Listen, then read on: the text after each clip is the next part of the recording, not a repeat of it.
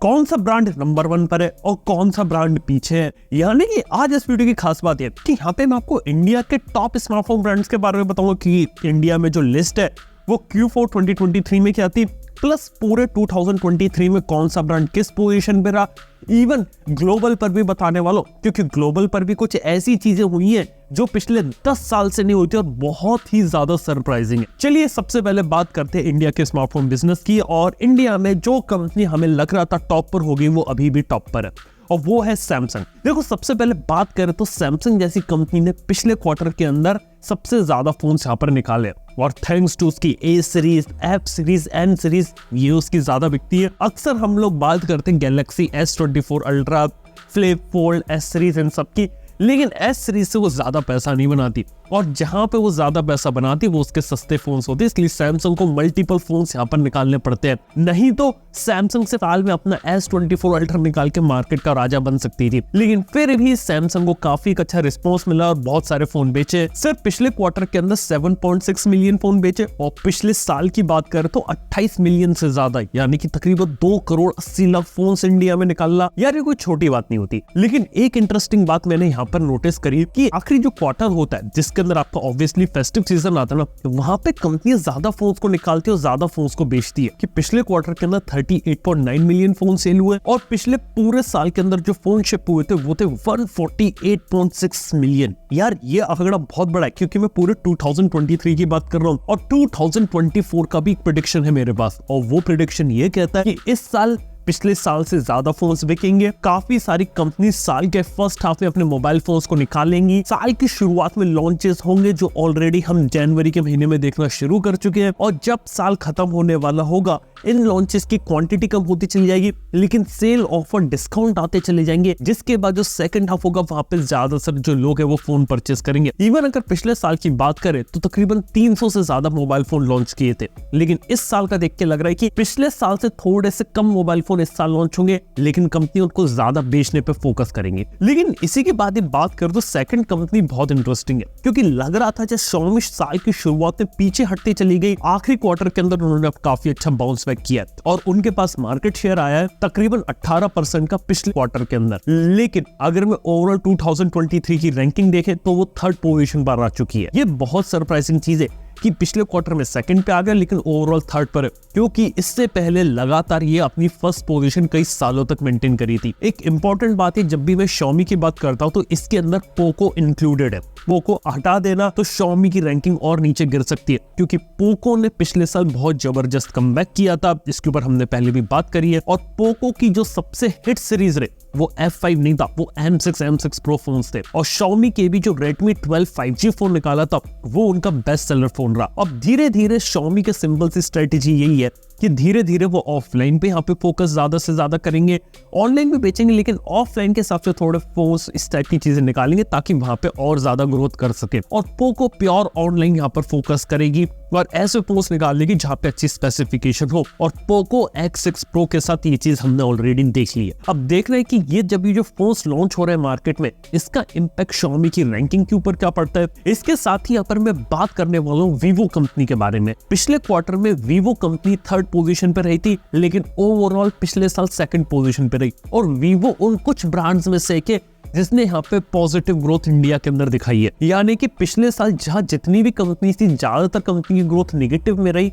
इस कंपनी ने पॉजिटिव में 3% की एनुअल ग्रोथ दिखाई है और तकरीबन 18% के करीबन मार्केट शेयर है पिछले क्वार्टर का, और ओवरऑल बात करें तो पूरे साल का भी 18% है। और पिछले पूरे साल में Vivo ने 26 मिलियन फोन्स को यहाँ पर निकाला। अब Vivo की बात की जाए तो आप इसके बहुत महंगे फोन्स भी देखते हो। X100 Pro आया, बहुत महंगा फोन है, साल की शुरुआत में निकाल दिया, लेकिन इस टाइप के फोन Vivo को भी पता है इतने ज्यादा बिकेंगे नहीं, लेकिन वो सिर्फ तभी निकालते ताकि उनके पास टेक्नोलॉजी है तो वो दिखाए लोगों की कि उनके पास क्या है, और वो फ्यूचर के लिए रास्ता क्लियर कर रहा है कि आज फोन नहीं खरीद रहा है, अगले साल नहीं खरीद रहे, लेकिन 4 साल 5 साल बाद एक मौका ऐसा आएगा जब लोग उनके ऊपर भी अट्रैक्ट होंगे। और धीरे धीरे चीजें यहाँ पे उन्होंने अपनी X सीरीज से करना शुरू कर दिया। वीवो कंपनी की जो बेस्ट सेलर फोन होते हैं वो उनके V सीरीज होते हैं, चाहे हम V29 सीरीज की बात करें, और अपकमिंग V30 सीरीज भी बेस्ट सेलर हो सकती है। और वीवो की बात करें तो ऑनलाइन के अंदर फ्लिपकार्ट के ऊपर इसके फोन्स कभी कभी बिकते हैं, इवन रेटिंग भी काफी सही होती है। लेकिन वीवो कंपनी मोस्टली ऑफलाइन में ही बिजनेस करती है, और ऑफलाइन में जितना दबदबा वीवो ने बनाया वो काफी सरप्राइजिंग है।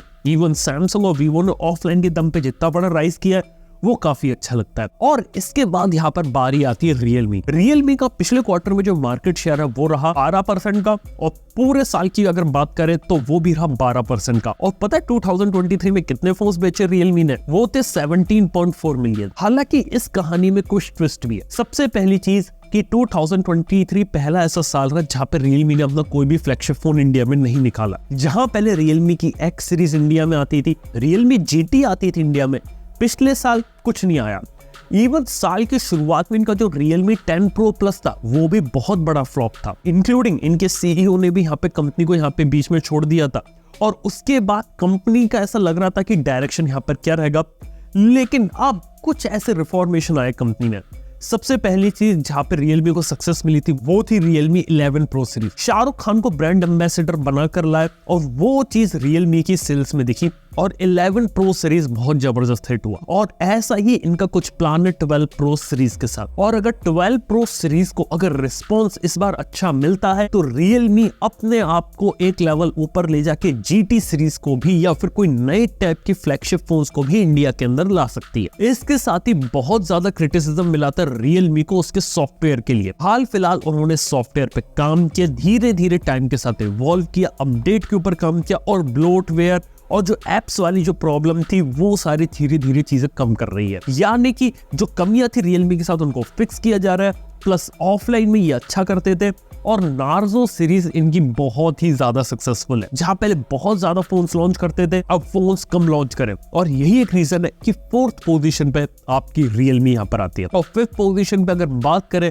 तो यहाँ पे ओप्पो कंपनी का नंबर आता है। अब ओप्पो के अंदर मैं सिर्फ ओप्पो की बात कर रहा हूँ, वन प्लस की बात नहीं कर रहा, क्योंकि अगर मैं वन प्लस को अलग कर दूंगा तो वो 6th पोजीशन पे आ जाती है, और 5th पोजीशन में ओप्पो की। ओप्पो के साथ एक बात यहाँ पर रही कि यहाँ पे जो सबसे लेस ग्रोथ हुई थी वो ओप्पो की हुई थी। मतलब पिछले क्वार्टर में -5% की ग्रोथ है, और ओवरऑल बात करें तो पिछले साल -7% की ग्रोथ है, और तकरीबन 15.7 मिलियन फोन पिछले साल निकाले हैं। पूरे साल का जो मार्केट शेयर रहा ओप्पो का वो अकेले का रहा 11%, क्योंकि ओप्पो ने बहुत महंगे फोन, बहुत प्रीमियम पे फोकस कर रही है और ऑफलाइन पे फोकस कर रही है। और ओप्पो की स्ट्रेटेजी वन लाइन में यही है कि हम अब कम फोन यहाँ पे निकालेंगे लेकिन ज्यादा कीमत में बेचेंगे, क्योंकि ओप्पो के लिए जो प्रॉफिटेबिलिटी है वो आज के समय में नंबर 1 प्रायोरिटी बन के बैठा हुआ है। लेकिन वही अगर मैं बात करूं वन प्लस की, 5.2% के साथ आता है, ये जस्ट यहाँ पर ओप्पो से ही पीछे है। और वन प्लस का मैं ऑलरेडी बता चुका हूँ कि पिछले साल 11R बेस्ट सेलर था। इवन वन प्लस नॉर्ड 3 की सेल्स को 11R ने सरपास कर दिया, और इस साल भी मैं बता सकता हूँ कि वन प्लस को 12R बेस्ट सेलर होगा। हालांकि आईकू जैसी कंपनी से भी कंपटीशन आता है, लेकिन आईकू का मार्केट शेयर अभी भी इतना ज्यादा बड़ा नहीं है। अभी भी आईकू जहां एक ऑनलाइन सेंट्रिक ब्रांड है जिसको लोग अभी भी ज्यादा नहीं जानते मेन स्ट्रीम के अंदर, वन प्लस एक ऐसा ब्रांड है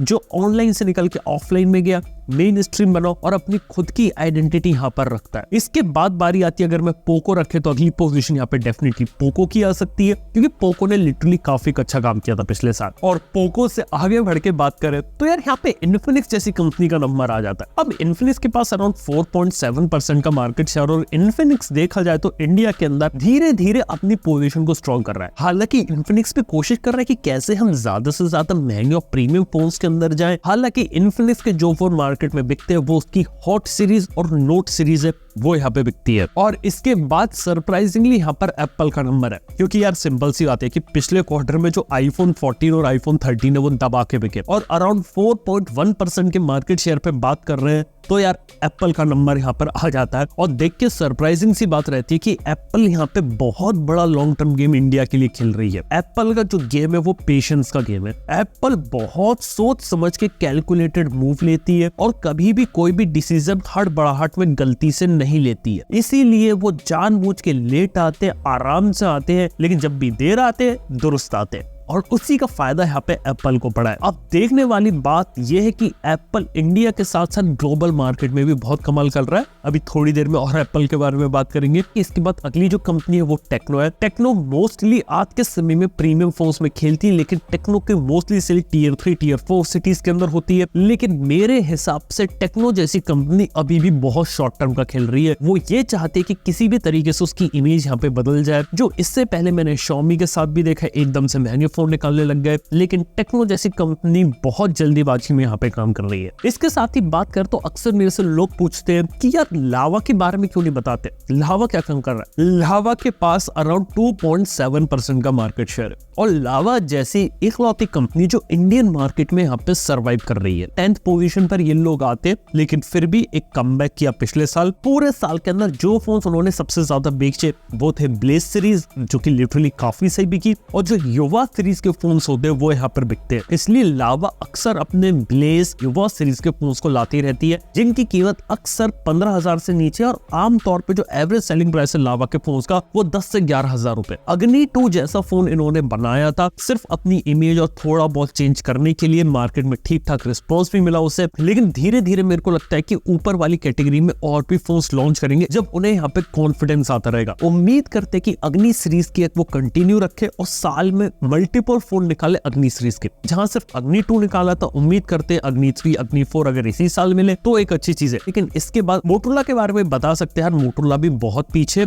मोटोरोला का करंट में मार्केट शेयर होता है 1.7%। अब इसके सिंपल से रीजन है। पहली चीज, मोटोरोला ने पिछले साल ओवरऑल अच्छा परफॉर्म किया, अपनी पोजीशन स्ट्रॉन्ग करी बजट और मिड रेंज में। बजट फोन जो निकालती है ना अपने जी सीरीज वाले, वो यहाँ पे बिकते हैं, और जो एज सीरीज में H40 न्यू थे वो फ्लिपकार्ट पे बहुत बिके और one of the best seller phone थे। यानी कि मिड रेंज के अंदर तो वो काफी काम कर रहे हैं। हालांकि बस 2-4 चीजें मोटोरोला के साथ वो यहाँ पे सुधार ले तो काफी अच्छा कर सकते हैं। सबसे पहली चीज, मोटोरोला के साथ फ्लिपकार्ट के भरोसे ना बैठे, अमेज़न पर भी लाए और जगह भी अपने प्रोडक्ट्स लाए और ऑफलाइन में भी अवेलेबल करवाए। लोगों को उनके फोन मार्केट में ज्यादा से ज्यादा दिखेंगे तो वो ज्यादा से ज्यादा बिकेंगे। अगली चीज मोटोरोला के साथ ये है कि मोटोरोला अपने फोन के कैमरा को थोड़ा सा और स्ट्रॉन्ग कर सकता है। अभी भी मोटोरोला के फोन का जो यहाँ पे वीक पॉइंट है वो उसके यहाँ पे कैमरास होते हैं, और जैसा मोटोरोला के इस साल के प्लान्स लग रहा है कि इस साल वो अपना मार्केट शेयर ज्यादा भी कर सकता है, और ये एक ऐसी कंपनी जिसके पास पोटेंशियल है 5% मार्केट शेयर लेने का। लेकिन ग्लोबली भी लिस्ट काफी एक्साइटिंग है। एप्पल पहली बार सैमसंग को बीट करते हुए ग्लोबली नंबर 1 मेकर बनी, और जैसा कि मैंने बताया कि एप्पल का लॉन्ग टर्म का प्लान है।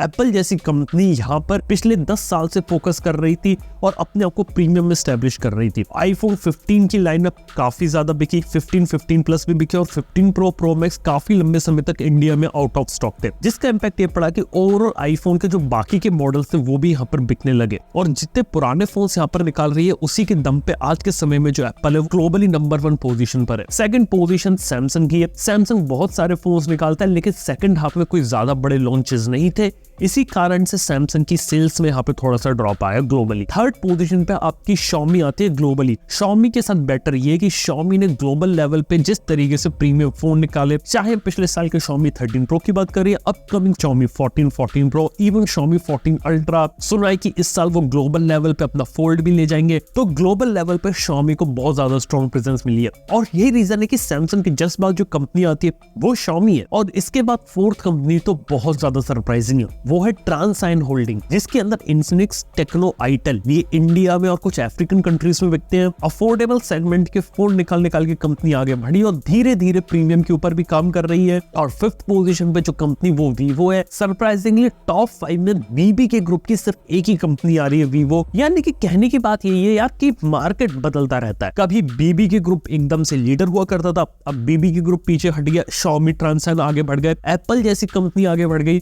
हालांकि एप्पल के बारे में एक और बात बता सकता हूं मैं कि एप्पल जैसी कंपनी के पास एक मौका था जब सैमसंग अपने सस्ते फोन निकालने लग गया था, जब सस्ते में एंड्रॉइड फोन आने लग गए थे, तब शायद एप्पल भी अपने को अफोर्डेबल कैटेगरी में बहुत सारे फोन्स निकाल सकती थी। लेकिन एप्पल को लगा यार कि नहीं, हम जिस चीज पे काम कर रहे हैं हमें उसी चीज पे काम करना चाहिए, दूसरे जो काम कर रहे हैं उसका इम्पैक्ट हमारे ऊपर नहीं आना चाहिए। ये एक ऐसी चीज यहाँ पे एप्पल ने करी कि जिसके कारण एप्पल उसी चीज पे टिका रहा, कन्विक्शन से टिका रहा, और आज के समय में बहुत अच्छा कर रहा है। मतलब इंडिया की टॉप 10 स्मार्टफोन की लिस्ट में आ जाता है, प्लस ग्लोबली नंबर 1 पे आ जाता है। लेकिन यार ये कुछ चीजें हैं यहाँ पे इंडिया के और ग्लोबली स्मार्टफोन मार्केट के ऊपर। उम्मीद करता हूँ जो रैंकिंग और मार्केट के बारे में आपको पता है, आपको पसंद आया होगा। तो यहाँ पे आप नीचे सब्सक्राइब कर सकते हैं। थैंक यू आपका देखने के लिए। मैं आप सुन दो नेक्स्ट वन के। Good bye.